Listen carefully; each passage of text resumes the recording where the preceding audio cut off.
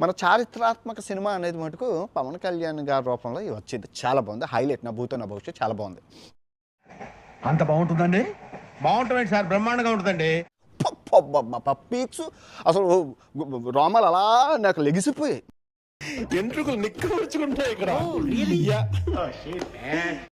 ఈ సినిమాలో మీరు ఊహించిన ట్విస్ట్ బాలయ్య బాబు ఎంట్రీ. ఈ ట్విస్ట్ ఏంటి బాసు?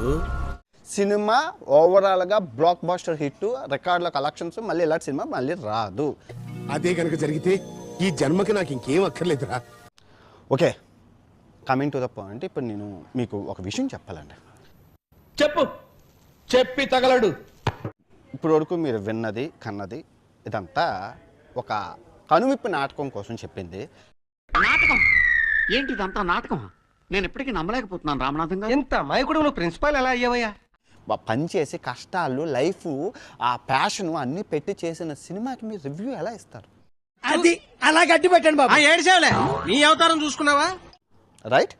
దీనికి రివ్యూ అవసరం. సినిమా అనేది ప్రొడక్ట్ కాదే. జస్ట్ 3 గంటల్లో చూసి వెళ్ళిపోతావు. అలా బుద్ధి చెప్పు. నీకున్న జ్ఞానం దీనికుంటే మాకు ఏడుపు ఎందుకు? మళ్ళీ అన్నమాట. ఇప్పుడు సినిమా రివ్యూ అనేది ఎవరికి అవసరం?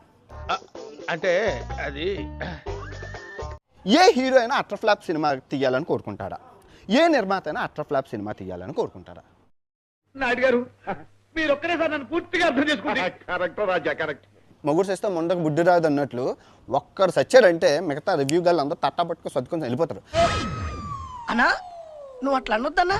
నువ్వు తీయు. ఇప్పుడు మీరు బాగలేదు, ఇది బాగలేదు, అది బాగలేదు, ఆ డైరెక్టర్ చేత కాదు, సంగీత దర్శకుడు చేత కాదు, నువ్వు చేయొచ్చుగా. ఓరే నాయనో, వీడు ఈ టైప్లో తగిలాడేంటి? 2 ఉల్లిపాయలు ఇస్తున్నాము మేము, 1 టమాటా ఇస్తాము, దీనికి 5 స్టార్ రేటింగ్ ఇవ్వం, 8 స్టార్ రేటింగ్ ఇస్తాం. మీరు ఎలా చెప్తారు? తప్పు కదా. శేఖర్, నీకు తప్పనిపించలేదా? తప్పేంటి?